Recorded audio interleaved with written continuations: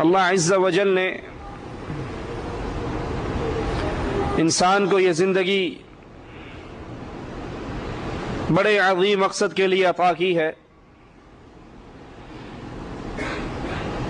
اور وہ مقصد اپنی جانوں کو جہنم کی آگ سے بچانا ہے۔ مالک کہتا ہے جب تمہارے پاس میری طرف سے ہدایت آئے گی تو جو اس ہدایت پہ چلے گا وہ کامیاب ہے، اور کامیاب وہ ہے جو جہنم کی آگ سے بچ کر ہمیشہ کی اللہ کی جنتوں میں داخل ہو گیا۔ اسی لیے صحابہ کرام کی فکر، ان کی سوچ ہمیشہ یہی بات ہوا کرتی تھی کہ کس طرح ہم اللہ کی جنت کے مہمان بن جائیں۔ رسول اللہ صلی اللہ علیہ وسلم کے پاس انصاری صحابہ آئے یہ طے کر کے کہ پانی کا سوال کرنا ہے۔ مدینہ کے اندر کنویں نہیں، چشمے نہیں، مدینے میں چشمے پیدا ہو جائیں، ہمارے غلاموں کو پانی باہر سے بھر کے لانا پڑتا ہے۔ جب انصاری رسول اللہ صلی اللہ علیہ وسلم کے پاس پہنچے تو اللہ کے نبی علیہ الصلوۃ والسلام نے اللہ کے حکم سے کہا، اے انصاریوں مانگو، جو مانگو گے آج اللہ عطا کر دے گا۔ اب سوچ کر تو آئے تھے، مانگنے کے لیے طے کر کے آئے تھے کہ پانی کا سوال کرنا ہے، لیکن جو ہی یہ گارنٹی سنی کہ جو مانگو گے اللہ عطا کرے گا، فوراً رک گئے، کہنے لگے اے اللہ کے نبی صلی اللہ علیہ وسلم ہمیں سوچنے دیجئے، ہم سوچ کے فیصلہ کرتے ہیں۔ سوچنے کے لیے بیٹھے تو ان میں ایک بچہ بھی تھا، وہ کہنے لگا سنو، پانی تو پھر بھی بھر کے لایا جا سکتا ہے، جب رسول اللہ صلی اللہ علیہ وسلم نے اتنی بڑی خوشخبری اور گارنٹی دی ہے کہ جو مانگو گے عطا کیا جائے گا، تو آؤ چل کے اللہ کے نبی صلی اللہ علیہ وسلم سے کہتے ہیں اے اللہ کے نبی، اللہ سے دعا کیجئے اللہ ہمارے گناہوں کو معاف کر کے ہمیں جنت عطا کر دے۔ رسول اللہ صلی اللہ علیہ وسلم کے یہ صحابہ آئے، کہنے لگے اللہ کے نبی دعا کیجئے اللہ ہمارے گناہوں کو معاف کر دے۔ اللہ کے نبی نے دعا کی، اللہ انصار پہ رحم کر، انصار کے بیٹوں پہ رحم کر، انصار کے پوتوں پہ رحم کر، انصار کے غلاموں پہ رحم کر۔ جب ان کی نظر اللہ کی جنت پہ پڑ گئی، انہوں نے راتوں کی نیند، دن کا چین، زندگی کا ماٹو اور مقصد بنا لیا کہ اس دنیا میں رہتے ہوئے ایک ایم اپنے سامنے رکھنا ہے، اور وہ یہ ہے کہ کس طریقے سے اللہ کی جنت میں داخل ہو جائے۔ امام ابن جوزی رحمہ اللہ اپنی کتاب صفات الصفوہ کے اندر ایک عظیم کمانڈر، عظیم مجاہد ابو قدامہ شامی کا ایک واقعہ نقل کرتے ہیں۔ ابو قدامہ شامی جہاد کے اندر کودنے والا، مار کے لڑنے والا، اللہ کی توحید کو غالب کرنے کے لیے جہاں جہاد کا والا سنتا پہنچ جاتا۔ ایک دن حرم نبوی کے اندر بیٹھے ہوئے ایک شخص نے آ کر کہا ابو قدامہ تم نے اللہ کے لیے بہت جنگیں کی ہیں، ان جنگوں کے اندر کوئی بہترین واقعہ، عجیب واقعہ جو تمہیں محسوس ہوا ہو وہ سناؤ۔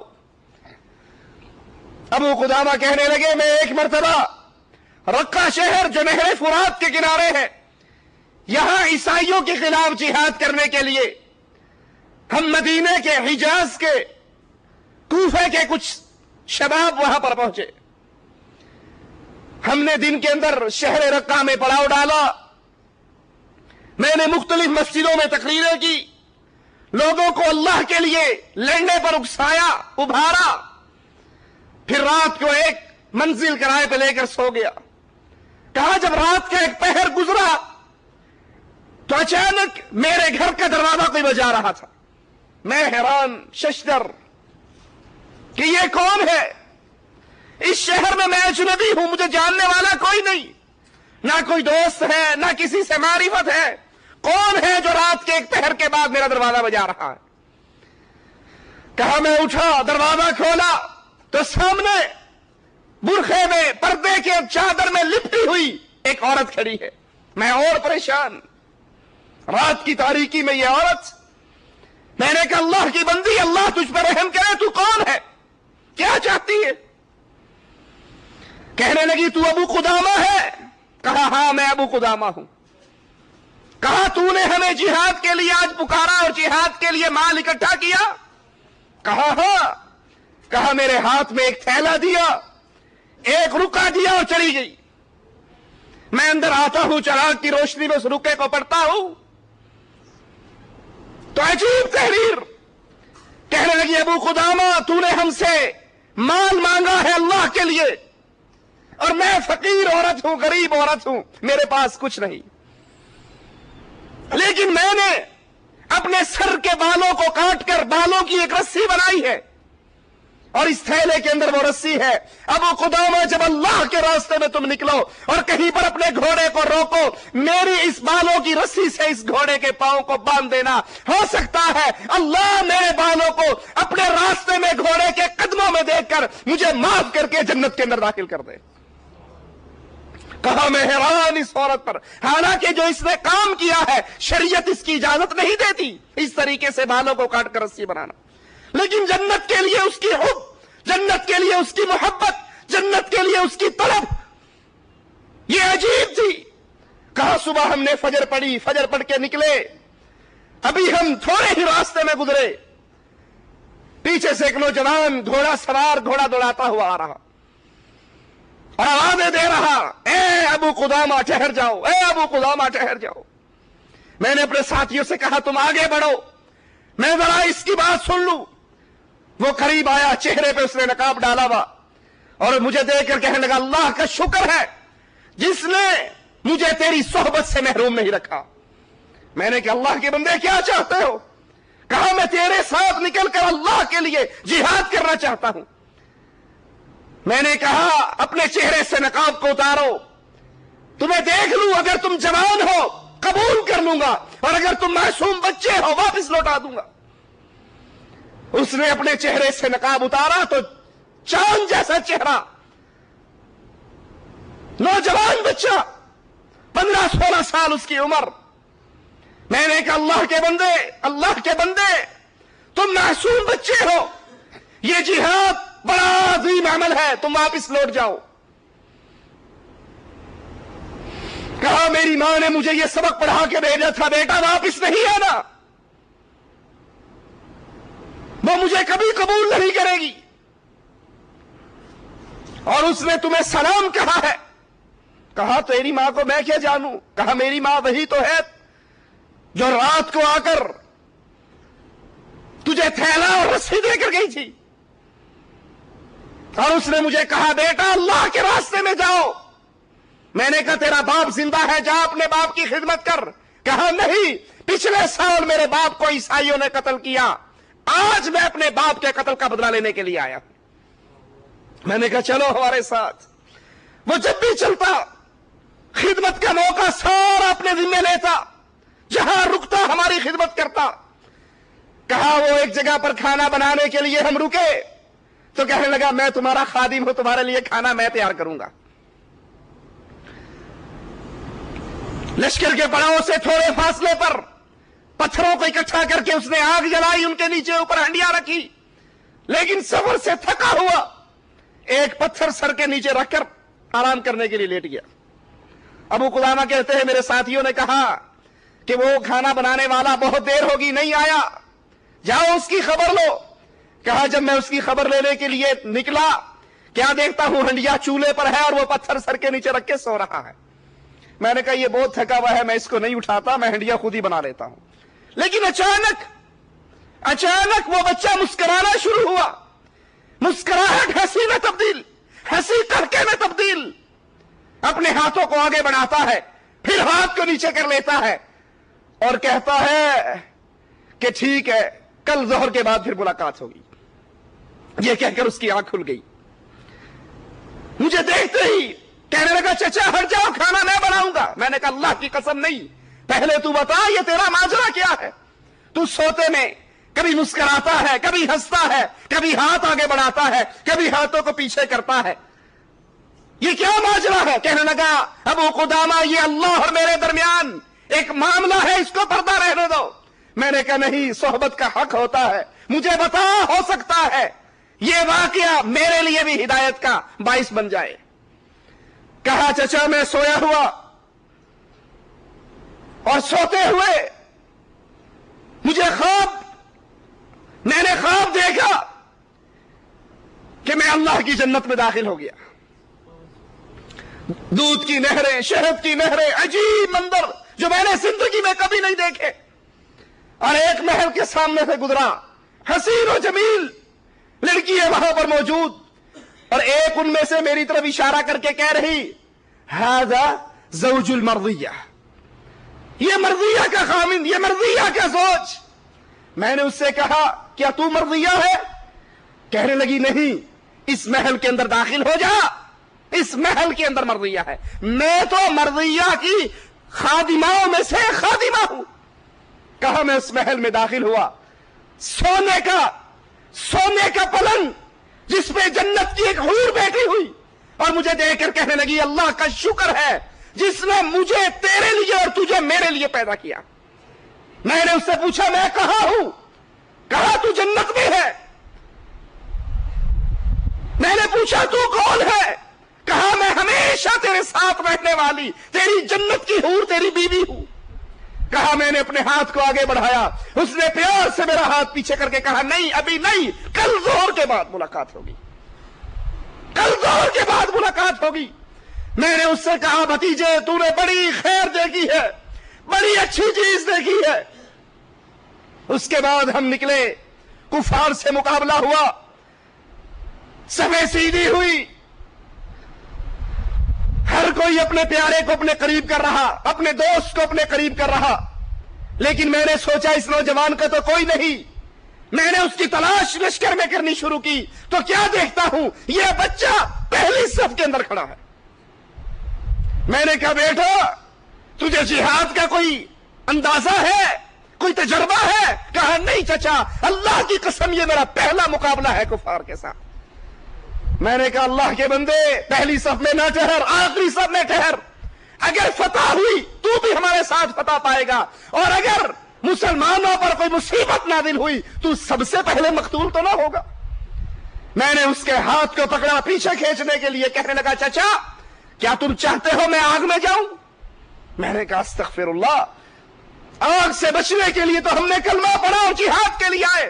کہا چچا اللہ نے اپنے قرآن میں کہا جب تم کفار کے سامنے کھڑے ہو جاؤ پھر تم میں سے جو پشت موڑ کے بھاگے گا وہ جہنم کے اندر جائے گا۔ چچا میں پشت موڑنا نہیں چاہتا۔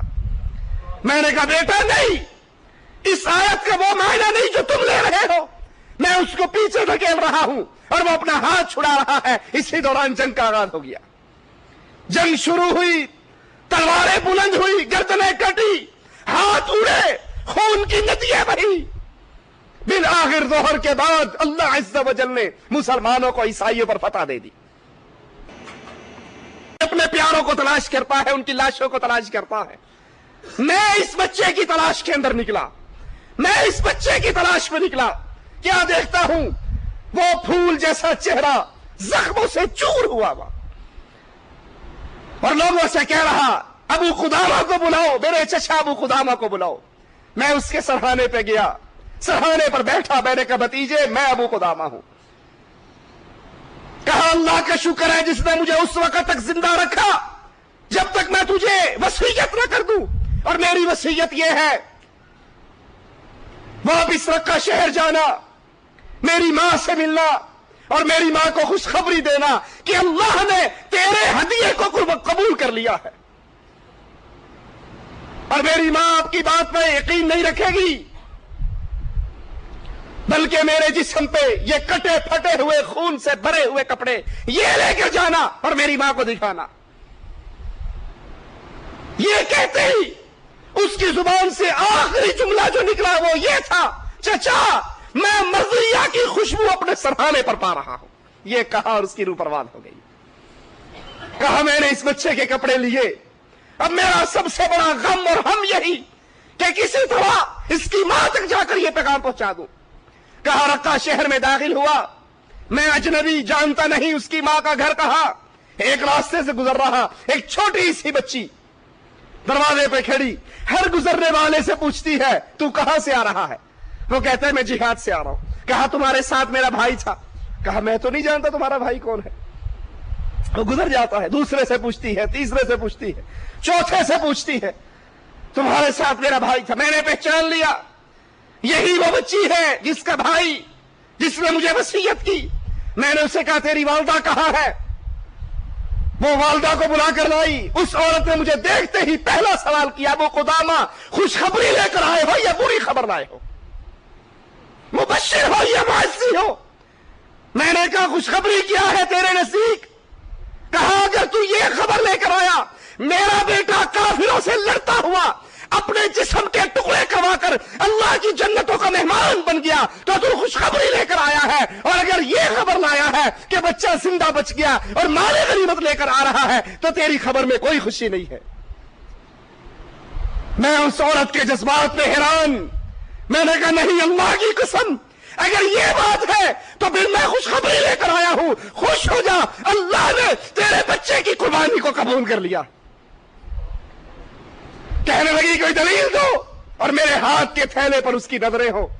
मैंने उसको वो कपड़े दिए जिनसे खून निकल रहा, जिसमें उसकी शहादत के आसार, वो लेते ही अल्लाह अकबर की सदा लगाती है, अपने घर में दाखिल होकर दरवाजे को बंद करके कहती है अल्लाह पिछले साल मेरे खामिद ने तेरे रास्ते में अपनी जान की कुर्बानी दी, इस साल मेरे बेटे ने कुर्बानी दी, अगर अल्लाह तूने मेरी इस कुर्बानियों को कबूल किया तो एक सवाल करती हूं, अल्लाह मुझे जन्नत में दाखिल कर दे।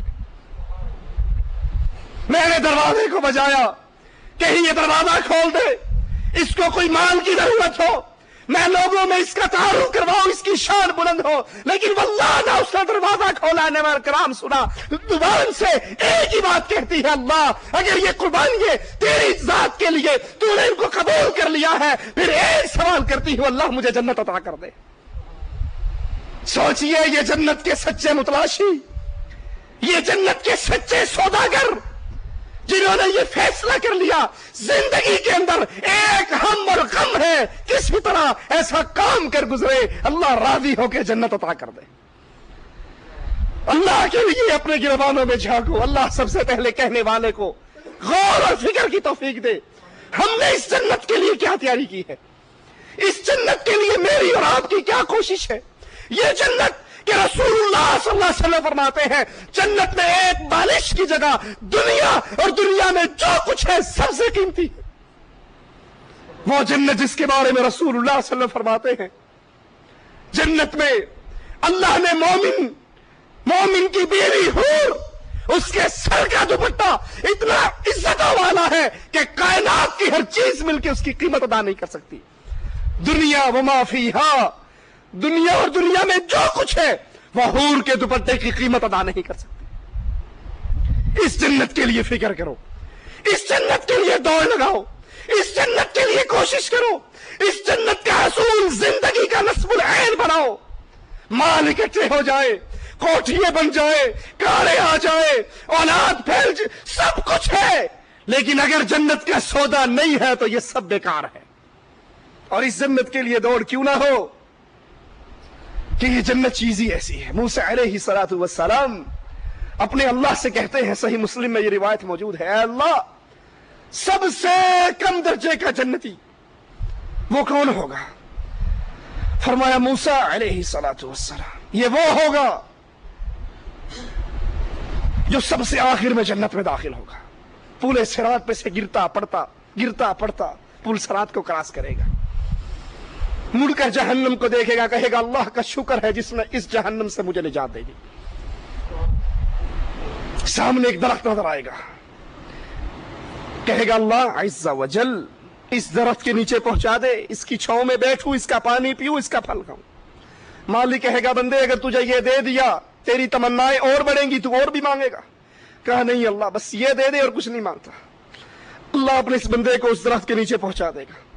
थोड़ी देर के बाद कुछ फासले पर उससे ज्यादा खूबसूरत दरख्त निकलेगा, वो कहेगा अल्लाह इस दरख्त के नीचे पहुंचा दे। अल्लाह कहेगा बंदे अभी तूने वादा किया था कुछ नहीं मांगता। कहा अल्लाह ये दे दे और कुछ नहीं मांगता। थोड़ी देर دیر کے بعد جنت کے دروازے پر ایک درخت نمودار ہوگا. اب یہ بندہ ایسی چیز دیکھ رہا ہے جس پہ صبر نہیں کر سکتا. کہتا ہے اللہ اس درخت کے نیچے پہنچا دے, تیری عزت کی قسم کچھ نہیں مانگتا. اللہ اس کو اس جنت کے درخت کے نیچے پہنچائے گا. یہ جنتیوں کی آوازیں سنے گا, ان کے کہہ کے سنے گا. جس نعمتوں میں پہلے جنت ہوں گے ان کو دیکھے گا, کہے گا اللہ ایک سوال کرتا ہوں, مجھے اس جنت میں داخل کر دے. اللہ کہے گا جاؤ اس جنت میں داخل ہو جا. یہ دوڑتا ہوا جنت کی طرف جائے گا. اچانک اس کے دل میں یہ خیال پیدا ہوگا انہا ملآ, جنت تو بھر چکی ہے, حوروں کی شادیاں ہو گئی, محلات تقسیم ہو گئے, میں کہاں جاؤں. یہ کہے گا اے اللہ جنت بھر چکی, جنت میں کوئی جگہ باقی نہیں بچی, میں کہاں جاؤں. اللہ عز و جل سے سوال کرے گا اترضى ان يكون لك مثل ملک ملک من ملوک الدنیا, کیا تو راضی ہے تجھے اتنی بڑی جنت دی جائے جتنی ایک دنیا کے اندر کسی بادشاہ کی بادشاہت ہوتی. وہ کہے گا اللہ میں راضی ہوں. اللہ کہے گا یہ تیرے لیے, اور اس طرح کی ایک اور جنت, اس طرح کی ایک اور جنت, اس طرح کی ایک اور جنت, 5 جنتیں تیرے لیے, اور اس طرح کی 10 جنتیں اور تیرے لیے. وہ کہے گا اللہ میں راضی, اللہ میں راضی ہو گیا. اللہ عز و جل اس بندے کو بلائے گا, اے بندے مانگ کیا مانگتا ہے, تیرے دل میں کیا خواہش ہے سوال کر. یہ سوال کرے گا, مالک اس کو عطا کرتا جائے گا, یہ مانگتا جائے گا, اللہ دیتا جائے گا, یہاں تک کہ اس کی ساری تمنائیں ختم ہو جائیں گی. پھر اللہ اسے کہے گا اے بندے اولا تريد كذا, سل مني كذا, تجھے فلاں چیز نہیں چاہیے, فلاں نعمت نہیں چاہیے, مجھ سے یہ بھی مانگ, یہ بھی مانگ, یہ بھی مانگ. اللہ خود اس کو چیزیں بتائے گا, اس کے دل میں تمنائیں پیدا کرے گا, وہ بندہ مانگتا جائے گا, اللہ عطا کرتا جائے گا. یہ سب سے آخری جنتی, یہ اپنے جنت میں داخل ہوگا, محل میں داخل ہوگا. اس کی حوریں, اس کی بیوی جنت کی اس کا استقبال کریں گی, ترانے گائیں گی, ہم تیری وہ بیوی ہیں جو سدا تیرے ساتھ رہیں گی, سدا جوان رہیں گی, سدا راضی رہیں گی, کبھی ناراض نہ ہوں گی, کبھی دور نہ ہوں گی, کبھی چھوڑ کر نہ جائیں گی. موسیٰ علیہ السلام نے جب یہ بات سنی, کہنے لگے اللہ یہ سب سے کم درجے کا جنتی ہے, تو سب سے اعلیٰ درجے کا جنتی کون ہوگا. کہا موسیٰ سب سے اعلیٰ درجے کا جنتی تو وہ ہے جس کو وہ نعمتیں ملیں گی نہ کسی کان نے سنی, نہ کسی آنکھ نے دیکھی, نہ کسی کے دل و دماغ پر خیال بھی آیا. جنت کے سچے طلبگار جب جنت کی بات کو سنتے ہیں, پھر اپنی زندگی کے اندر اس جنت کے حصول کے لیے لمحات کو اس جنت کی تیاری میں گزارتے ہیں. رسول اللہ صلی اللہ علیہ وسلم نے بدر کی میدان, بدر کی جنگ کے لیے صحابہ کو آواز دی. ان صحابہ کے اندر صحیح بخاری کے اندر یہ واقعہ ہے, حضرت حارثہ بھی ہیں, والدہ سے بڑی محبت, والدہ کی ان سے بڑی محبت, والدہ کو راضی کرتے ہیں, ان کا ماتھا چومتے ہیں. امی اللہ کے رسول نے بلایا ہے, مجھے اجازت دیجیے. ماں کہتی ہے بیٹا تو میرا اکلوتا بیٹا ہے, تجھ سے میری محبت بھی کتنی ہے, تو یہی رہ, میری خدمت کر, تجھے جہاد کا ثواب مل جائے گا. یہ ماں کو راضی کرتا ہے, منتیں کرتا ہے, یہاں تک کہ ماں راضی ہو جاتی ہے. اور جب مومن ماں راضی ہوتی ہے پھر اس کو الفاظ کیا کہتی ہے, بیٹا آگے بڑھ, دشمن پہ حملہ کرنا, سن کوئی تیر تلوار تیری پشت پہ نہ آئے, زخم سینے پہ کھانا. یہ میدان جہاد میں نکلتا ہے, بدر میں پہنچتا ہے. مارکا شروع ہونے سے پہلے اس کو پیاس لگتی ہے, کنویں کی طرف پانی پینے کے لیے جاتا ہے جہاں ایک مسلمان پہرا دے رہے. یہ مسلمان دور سے ایک شخص کو آتے ہوئے دیکھتے ہیں تو یہ سمجھ بیٹھتے ہیں کہ شاید کوئی کافر آ رہا ہے جو اس کنویں کے پانی میں زہر ملا دے گا اور پانی ہمارا خراب کرے گا, یہ کوئی دشمن آ رہا ہے. وہ اپنے نیزے کو بلند کر کے نیزے کا وار کرتا ہے، نیزہ حارثہ کے سینے کو چیر جاتا، زخمی ہو کے زمین پہ گرتے ہیں، تڑپتے ہیں، مدد کے لیے پکارتے ہیں۔ اور جب تھوڑی دیر کے بعد وہ پہرے دار وہاں پہنچتا ہے اپنا نیزہ نکالنے کے لیے، تو کیا دیکھتا ہے کہ یہ تو حارثہ اللہ کے نبی کے صحابی، کہتا ہے انا للہ و انا الیہ راجعون، میں نے تو غلطی سے اپنے ہی بھائی کو مار دیا۔ جنگ ختم ہوئی، اللہ کے نبی واپس آئے، ماں اپنے بچوں کو ملنے کے لیے، باپ اپنے بیٹوں کو ملنے کے لیے، بیوی اپنے خامندوں کا استقبال کرنے کے لیے موجود ہے۔ حارثہ کی بوڑھی ماں وہ بھی آتی ہے، ہر کوئی لوٹ رہا ہے لیکن حارثہ نظر نہیں آ رہا۔ بلاخر ایک صحابی سے پوچھتی ہے کیا تو نے میرے بیٹے حارثہ کو دیکھا؟ کہا تو کون ہے؟ کہا میں اس کی ماں ہوں۔ کہا صبر کر، تیرا بیٹا قتل ہو چکا ہے۔ فوراً اللہ کی جنت کو یاد کرتی ہے کہ شہید تو جنت میں ہوگا۔ کہا شہید اللہ کی جنت میں میری شفاعت کرے گا، جنت میں جانے کا سبب بنے گا۔ الحمدللہ۔ وہ کہتا ہے شہید ما اظن، میرا نہیں خیال کہ وہ شہید ہوا۔ کہا کیوں؟ کیا وہ جہاد کرتے ہوئے نہیں مارا گیا؟ کہا وہ تو جہاد شروع ہونے سے پہلے ہی ایک مسلمان کی غلطی سے مارا گیا، لیکن مجھے اتنا امید ہے کہ وہ اللہ اسے معاف کر کے جنت میں داخل کرے گا۔ بوڑھی ماں تڑپ اٹھتی ہے، کہتی ہے رسول اللہ صلی اللہ علیہ وسلم کہاں ہے؟ آپ کو تلاش کرتے ہیں پہنچتی ہے، کہتی اللہ کے نبی آپ جانتے ہیں میری حارثہ سے کتنی محبت تھی اور اس کی مجھ سے کتنی محبت تھی، مجھے ابھی بتاؤ میرا بیٹا کہاں ہے؟ اگر وہ جنت میں ہے، شہید ہوا، اللہ نے شہادت قبول کی، میں صبر کروں گی، جنت میں جانے کی خوشی میں صبر کروں گی، اور اگر وہ جنت میں نہیں ہے تو آپ بھی دیکھو گے، آپ کا اللہ بھی دیکھے گا، میں رو رو کر ماتم کر کر کے اپنا کیا حال کر لوں گی، کیونکہ ابھی تک ماتم حرام نہیں ہوا تھا۔ رسول اللہ صلی اللہ علیہ وسلم اس عورت سے کہتے ہیں کیا کہا تو نے؟ کہا وہی جو آپ نے سنا۔ آپ نے کہا تیرا کیا خیال ہے کہ جنت ایک ہے؟ انہا جنان، جنتیں تو بہت ہیں، اور تیرا بیٹا اللہ نے اس کو جنت الفردوس عطا کی۔ یہ سنتے ہی اللہ اکبر کہتی ہے، خوشی کا اظہار کرتی ہے اور اپنے گھر کے اندر داخل ہو جاتی ہے، زبان حال سے کہتی ہے اللہ بیٹا بڑا محبت کرنے والا، میں نے وہ تیرے راستے کے اندر قربان کروایا، اگر تو اس پہ راضی ہے تو میرے بھی جنت میں جانے کا راستہ بنا دے۔ جن کو یقین آ جائے اللہ کی جنت میں، وہ مستقبل دنیا کے مال و متاع کو نہیں سمجھتے، وہ مستقبل اللہ کی جنت کو سمجھتے ہیں۔ رسول اللہ صلی اللہ علیہ وسلم کے پاس ایک یتیم آتا ہے، صحیح بخاری میں یہ واقعہ موجود ہے، آ کر کہتا ہے اللہ کے نبی صلی اللہ علیہ وسلم میرا باغ میرے بھائی کے باغ کے ساتھ ہے، میرے بچے باغ میں رہتے ہیں، میں اپنے باغ اور بھائی کے باغ کے درمیان دیوار کھڑی کرنا چاہتا ہوں، لیکن ایک کھجور اس کی دیوار کے راستے میں آ گئی، میں نے اس سے کہا یہ کھجور بیچ دے، وہ نہیں مانتا، میں نے کہا ہدیہ دے دے، وہ نہیں مانتا، اللہ کے نبی میں سفارش کیجئے یہ کھجور مجھے دے دے تاکہ میں دیوار کھڑی کر لوں۔ آپ نے اس باغ والے کو بلایا، کہا یہ کھجور اس کو دے دے، اس نے اپنی کوئی سوچ سوچی، راضی نہ ہوا، آپ نے پھر کہا یہ کھجور دے دے، وہ راضی نہ ہوا، آپ نے یہاں تک کہا یہ کھجور تو اس یتیم کو دے دے، میں جنت میں پھلدار کھجور کا وعدہ کرتا ہوں، وہ پھر بھی راضی نہ ہوا۔ ابو دہدا قریب ہی بیٹھے یہ بات سن رہے تھے، کہنے لگے اللہ کے نبی صلی اللہ علیہ وسلم یہ سودا صرف اسی کے ساتھ ہے یا جو کھجور لے کے دے دے؟ کہا جو بھی لے کر دے دے۔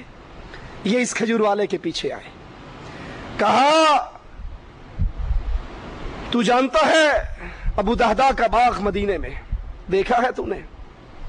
کہا اس باغ کو کون نہیں جانتا، 600 کھجوریں ہیں جس باغ کے اندر، چشمے ہیں جس باغ کے اندر، کہا کیا تو راضی ہے یہ سارا باغ تو لے لے اور ایک کھجور مجھے دے دے، سارا باغ تو لے لے۔ وہ حیران ہو کر کہتا ایک کھجور کے بدلے میں سارا باغ؟ کہا سارا باغ، ایک کھجور مجھے دے دے۔ وہ لوگوں کی طرف اشارہ کرتا ہے کہ گواہ ہو جاؤ کہیں یہ مکر نہ جائے، کہا بھلے آدمی تجھے تو یہ فکر ہے کہیں مکر نہ جائے، اور مجھے یہ فکر ہے اگر تو باغ پہ بھی راضی نہ ہوتا میں ساری جائیداد تجھے دے کر یہ کھجور لے لیتا۔ دوڑتے ہوئے رسول اللہ صلی اللہ علیہ وسلم کے پاس ہے، اللہ کے نبی میں نے سارا باغ دے کر یہ کھجور لی، اب یہ کھجور میں آپ کو دیتا ہوں، اس یتیم کو دے دو، اس کے بدلے میں جنت کی کھجور کا وعدہ مجھ سے کر لو۔ اللہ کے نبی صلی اللہ علیہ وسلم فرماتے ہیں ابو دہدا ایک کھجور کتنے ہی کھجوروں کے وہ درخت ہے جنت میں جو پھلوں سے لدے ہوئے ابو دہدا کے ہیں۔ صحابی راوی حدیث کہتا ہے یہ جملہ نبی نے ایک بار نہیں بار بار کہا، کتنے ہی کھجور کے درخت پھلوں سے لدے ہوئے جنت میں ابو دہدا کے ہیں۔ ابو دہدا واپس آئے، باغ کے دروازے پہ کھڑے ہوئے، اندر داخل نہیں ہوئے، وہیں سے بات لگائی ام دہدا باہر نکلو۔ کہا باہر نکل آؤں؟ آج خامد گھر میں نہیں آ رہا، باہر سے ہی بلا رہا ہے۔ کہا کیوں؟ کہا یہ باغ ہمارا نہیں رہا۔ کہا ہمارا نہیں رہا؟ اتنے سالوں کی محنت سے قطرہ قطرہ جوڑ کر یہ باغ بنا تھا، ہمارا نہیں رہا؟ کہا نہیں۔ کہا کیسے بیچا؟ کہا ام دہدا یہ باغ دے کر رب سے جنت لے لی ہے۔ مبارک لوگوں کی بیویاں بھی مبارک ہوتی ہیں، فوراً کہتی ہے ابو دہدا پھر باہر انتظار کرو، اندر آنے کی ضرورت نہیں، اور مبارک ہو جو سودا تو نے کیا ہے یہ بڑے نفع کا سودا ہے۔ اپنے بچوں کو لیا، باہر نکلی، جب دروازے پہ پہنچی بچوں کو دیکھا ان کی جیب کے اندر کچھ کھجوریں تھی، وہ ساری کھجوریں نکال کر باغ میں پھینک دی۔ کہا بیٹو یہ ہماری نہیں، یہ رب کی کھجوریں ہیں۔ ایک چھوٹا سا بچہ اس نے ایک کھجور اٹھائی اپنے منہ میں ڈالی، بھوکا، انگلی ڈال کے اس کے منہ سے کھجور نکال لی۔ کہا بیٹا یہ کھجور ہماری نہیں، اس کے بدلے ہم اللہ سے اس کی جنت کو خرید چکے ہیں، اور وہ کھجور اہدا واپس آئے۔ سوچو، اللہ کے لیے سوچو، واقعات سن کے صرف سر نہ مارو، سوچو اتنی قیمتی جنت کے لیے میں نے اور آپ نے کیا تیاری کی ہے۔ کوئی 30 سال گزار چکا، کوئی 40 سال گزار چکا، کوئی 60 سال گزار چکا، آپ کی اور میرے پلے کے اندر وہ کون سی چیزیں ہیں جس کو اللہ کے دربار میں پیش کر کے ہم بھی جنت کا سوال کر سکیں۔ میں نے اور آپ نے اس جنت کے لیے کیا تیاری کی۔ رسول اللہ صلی اللہ علیہ وسلم میدان بدر کے لیے نکلتے ہیں، صحابہ کو کمزور دیکھتے ہیں، تھوڑے سے صحابہ، کمزور صحابہ بظاہر، صفیں لگا کر صفیں سیدھی ہو گئی۔ اللہ کے نبی صلی اللہ علیہ وسلم اپنے رب سے مدد مانگتے ہیں، اور پھر صحابہ سے مخاطب ہو کر کہتے ہیں قوموا الی جنت ارضها کارض السماء والارض، اٹھو اور اس جنت کے لیے دوڑ لگاؤ جس جنت کی چوڑائی زمین و آسمان کے برابر ہے۔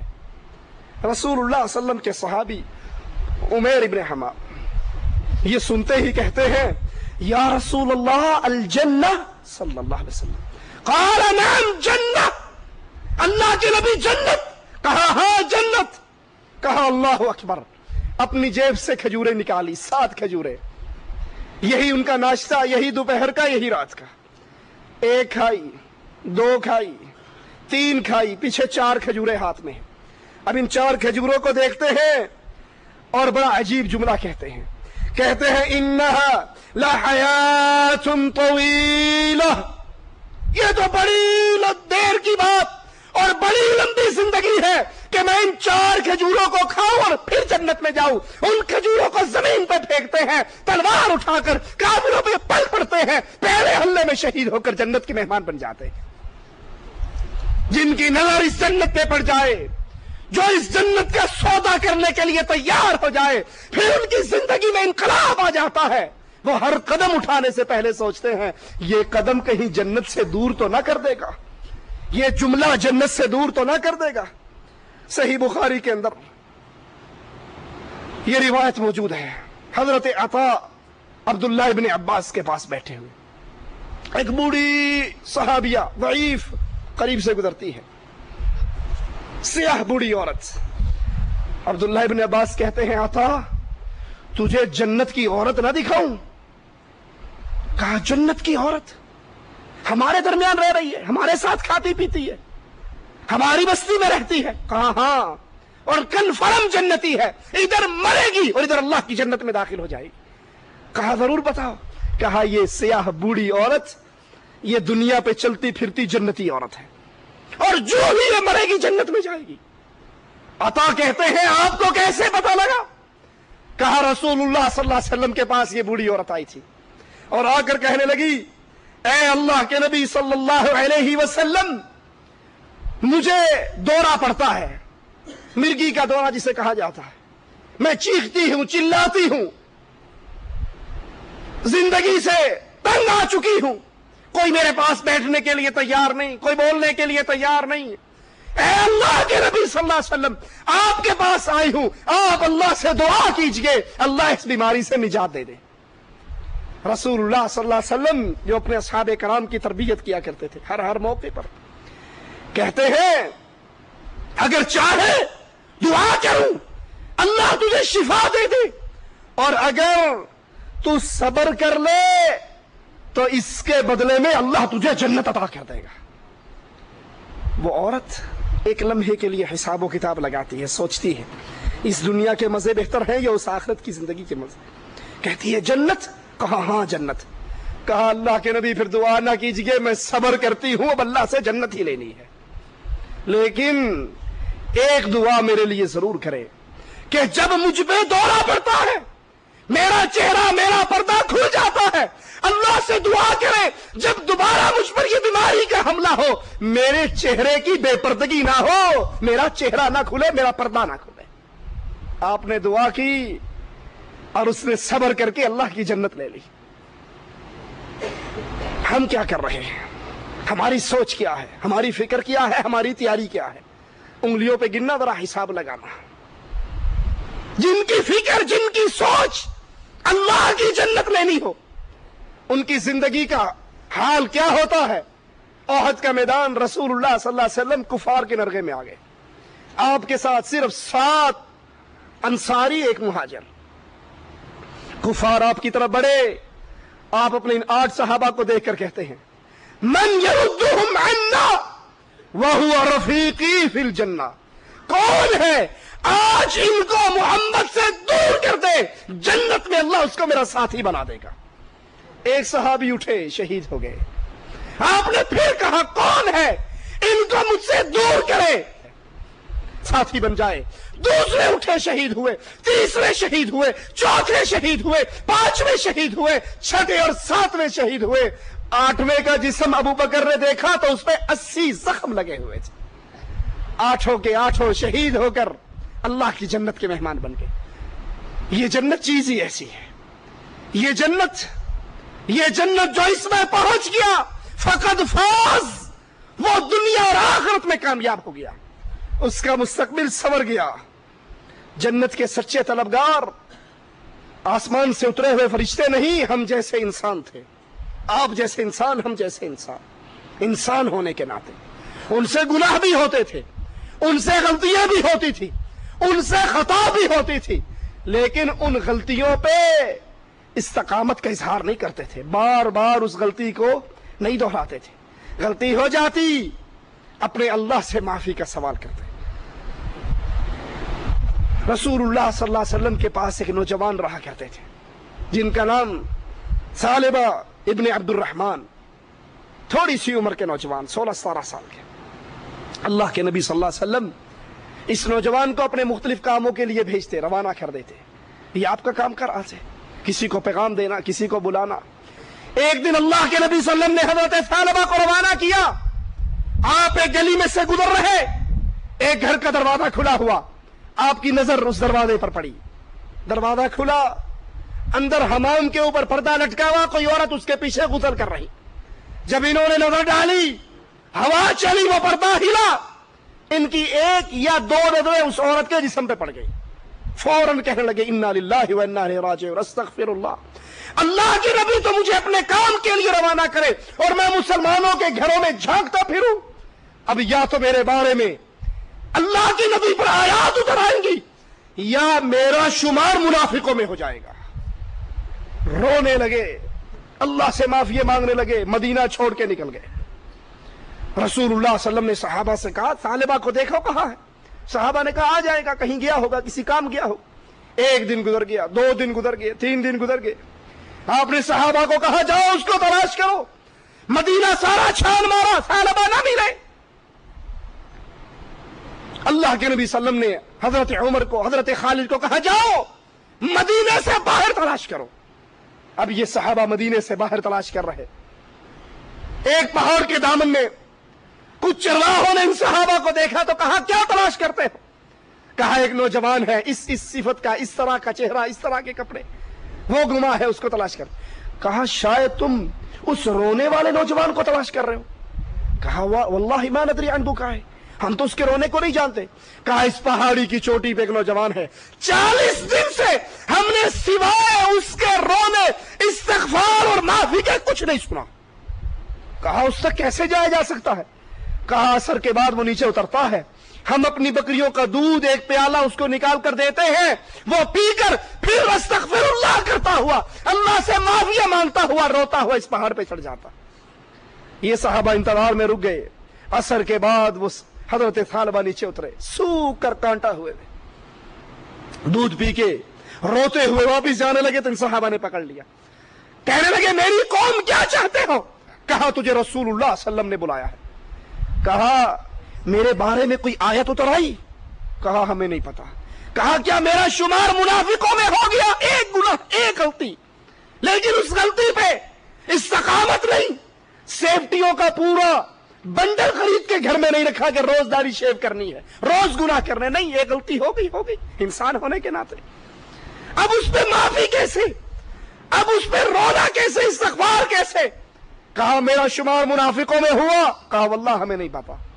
کہا ہے میری قوم میں بہت بڑا گناہ کر چکا ہوں، مجھے چھوڑ دو، میں اسی پہاڑی کے چوٹی پہ رو رو کے مرنا چاہتا۔ کہا نہیں اللہ کی قسم ہم نہیں چھوڑیں گے، رسول اللہ نے بلایا، جانا ہی پڑے گا۔ اپنے کندھوں پہ اٹھا لیا اور لا کے اس کے گھر میں رکھا۔ اللہ کے نبی کو اطلاع دی، اللہ کے نبی ثعلبہ اپنے گھر میں ہے۔ رسول اللہ صلی اللہ علیہ وسلم اس کی طرف گئے، جو ہی دروازے پر پہنچے حضرت ثعلبہ نے رسول اللہ صلی اللہ علیہ وسلم کو دیکھا، فوراً چیخ کے کہتے ہیں اللہ کے نبی کیا میرے بارے میں آیات اتر آئی؟ آپ نے کہا نہیں۔ کیا میرا شمار منافقوں میں ہو گیا؟ آپ نے کہا نہیں۔ آپ ثعلبہ کے پاس آتے ہیں، اس کے سر کو اٹھا کر اپنی گود میں رکھ لیتے ہیں۔ ثعلبہ تڑپ کے کہتے اللہ کے نبی یہ سر گناہوں سے بھر چکا ہے، اس کو اپنی مبارک ران اور گود میں نہ رکھو، اس کو زمین پہ رکھ دو۔ آپ نے کہا نہیں ثعلبہ میں اس کو اپنی گود میں ہی رکھوں گا۔ کہتے ہیں ثعلبہ کیا چاہتا ہے؟ کہتا ہے اللہ کی معافی چاہتا ہوں۔ کہا کس سے ڈرتا ہے؟ کہا اللہ کے عذاب سے ڈرتا ہوں۔ کہا کس کی تمنا کرتا ہے؟ کہا اللہ کی جنت کی تمنا کرتا ہوں۔ رسول اللہ صلی اللہ علیہ وسلم فرمانے لگے ثعلبہ میں دعا کرتا ہوں اللہ تجھے جس سے تو ڈرتا ہے اس سے بچا دے، جس کی تیری خواہش ہے وہ عطا کر دے، جو تیری تمنائیں ہے وہ پوری کر دے۔ کہتے ہیں اے رسول اللہ صلی اللہ علیہ وسلم میرے گوشت اور میری ہڈیوں کے درمیان ایسے محسوس ہو رہا ہے جیسے چیونٹی اور کیڑی چلتی ہے۔ آپ نے کہا تو یہ محسوس کر رہا ہے؟ کہا ہاں۔ کہا ثعلبہ یہ تو تیری موت کے آثار ہیں جو آ چکے ہیں، اب تو تیری موت کا وقت آ چکا ہے۔ اپنی زبان مبارک سے ثعلبہ کو کلمہ پڑھاتے ہیں، لا الہ الا اللہ کا اقرار کرتے ہیں، اور ان کی روح اس دنیا سے اگلے جہان کے لیے پرواز کر جاتی۔ اس کا جنازہ لے کر مسلمان قبرستان کی طرف جا رہے، رسول اللہ صلی اللہ علیہ وسلم بھی ساتھ ہیں۔ صحابہ نے اللہ کے نبی صلی اللہ علیہ وسلم کے لیے کافی جگہ چھوڑی ہوئی کہ آپ آرام سے چل سکیں۔ حضرت عمر کہتے ہیں میں دیکھتا ہوں اللہ کے نبی اپنے پاؤں کی انگلیوں پہ چل رہے ہیں۔ میں نے کہا اللہ کے نبی صلی اللہ علیہ وسلم آپ تو ایسے چل رہے ہیں جیسے بڑا ازدحام ہو، رش ہو، حالانکہ آپ کے لیے بڑی کھلی جگہ چھوڑی ہے، آپ پھر ایسے کیوں چلتے ہیں؟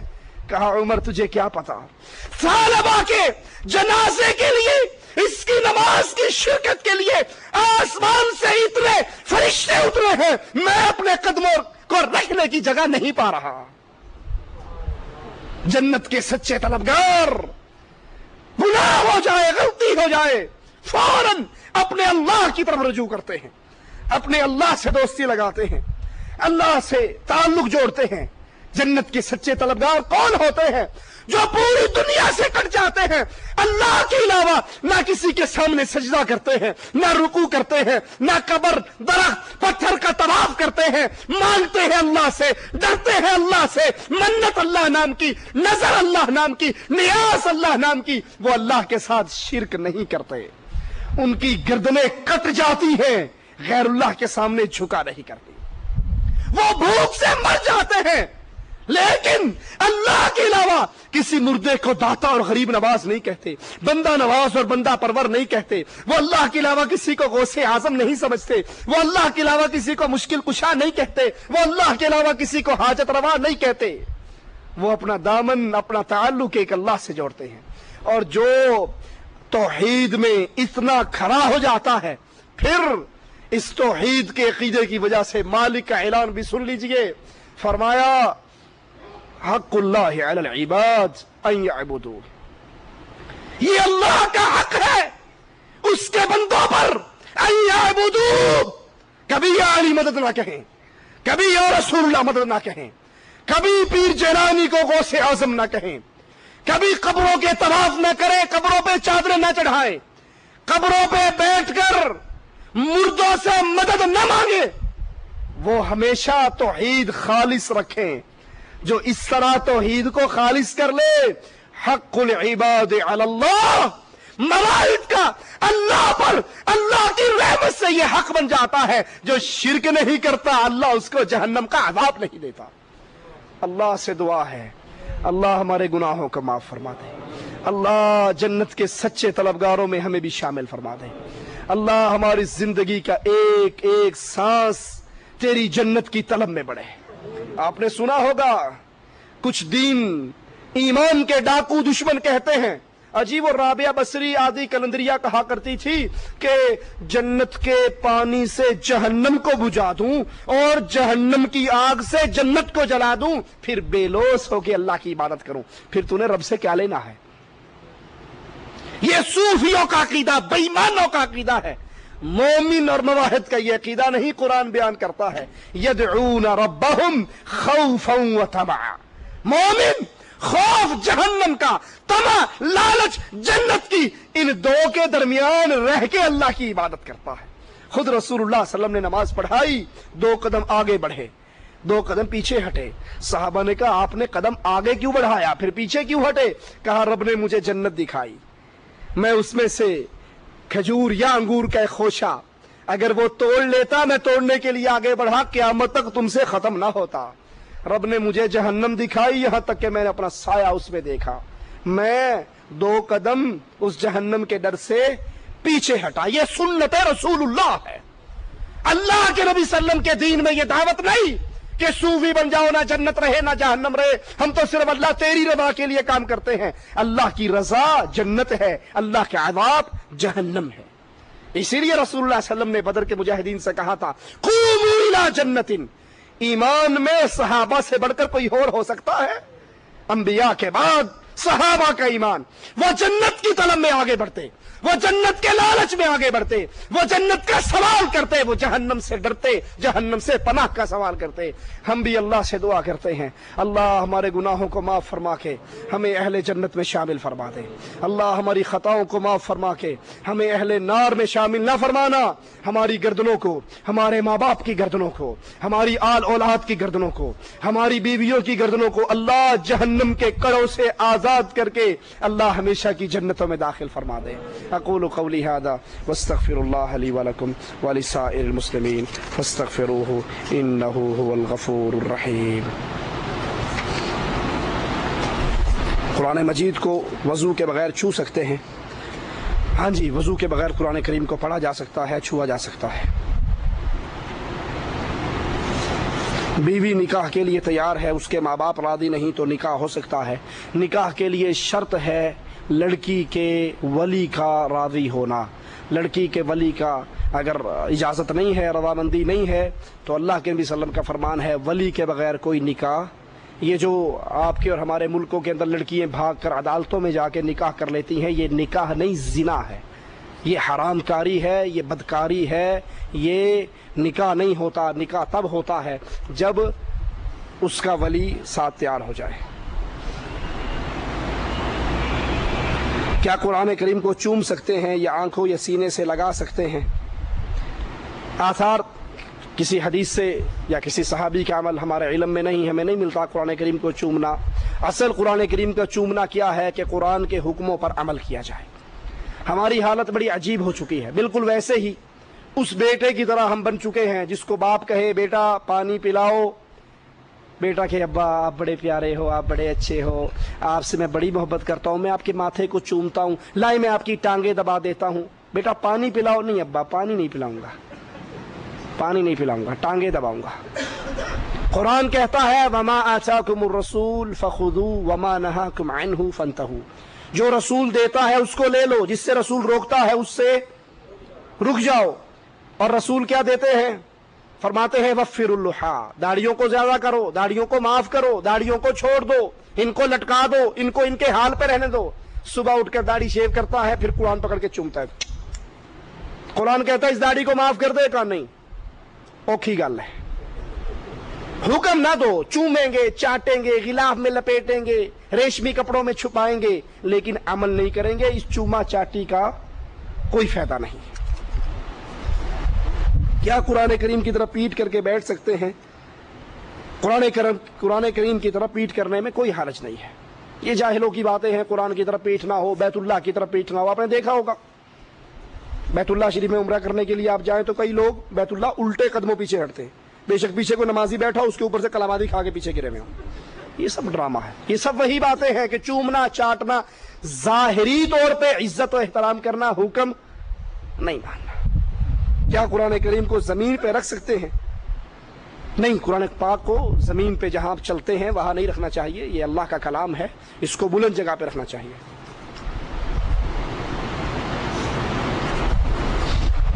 اللہ اور بندے کے درمیان واسطہ اور وسیلہ کفر ہے، اس کی وضاحت کرے۔ اگر کوئی بندہ یہ عقیدہ رکھے کہ اللہ عز و جل ہماری بات نہیں سنتا، اس کو سنانے کے لیے واسطے اور وسیلے ضروری ہیں، واسطوں کے بغیر ہماری بات، ہماری پہنچ اس دربار میں نہیں ہے، جس طرح دنیا کی مثال دیتے ہیں، تو یہ عقیدہ رکھنا تو واقعی کفر ہے۔ محمد عبد الوہاب رحمۃ اللہ علیہ نے اس کو نواقض اسلام میں بیان کیا ہے، اور یہی عقیدہ ہے کفار مکہ کا۔ وہ کہا کرتے تھے ما نعبدهم الا ليقربونا الى الله زلفى هؤلاء شفعاؤنا عند الله، یہ اللہ کے ہاں ہمارے سفارشی ہیں، ہماری سنتا نہیں، ان کی موڑتا نہیں، تو یہ عقیدہ قرآن و حدیث کے خلاف ہے۔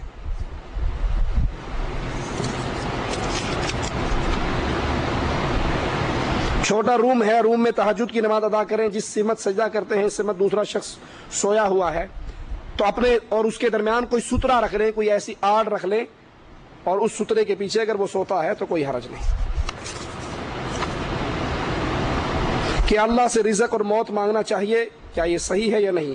موت کا سوال رسول اللہ صلی اللہ علیہ وسلم نے فرمایا کہ اللہ سے لا تتمنوا الموت، موت کی تمنا نہ کرو، موت نہ مانگو۔ ہاں، اپنے رزق کی فراغی کے لیے انسان دعا کر سکتا ہے۔ حدیث اور سنت میں کیا فرق ہے؟ حدیث اللہ کے نبی صلی اللہ علیہ وسلم کی زبان مبارک سے نکلے ہوئے جملے حدیث کہلاتے ہیں، اللہ کے نبی صلی اللہ علیہ وسلم کا عمل سنت کہلاتا ہے۔ مترادف چیزیں ہیں۔ سنت اس وقت تک سنت نہیں بنتی جب تک آپ کا قول نہ ہو، ٹھیک ہے؟ قول کو حدیث کہتے ہیں، عمل کو سنت کہتے ہیں۔ حدیث کئی طرح کی ہے، آپ حکم دیں وہ بھی حدیث ہے، وہ بھی سنت ہے، آپ عمل کریں وہ بھی حدیث ہے، اور آپ کے سامنے کوئی عمل کرے اور آپ خاموش رہیں تو وہ بھی حدیث ہے۔ کیا ایسے کوئی صحابی ہیں جن کو غسل کی حاجت میں جنگ میں شہید ہوئے؟ جی، غسیل الملائکہ حضرت حنظلہ وہ صحابی ہیں جن کو فرشتوں نے غسل دیا۔ سبحانک اللہم وبحمدک اشہد ان لا الہ الا انت استغفرک واتوب الیک۔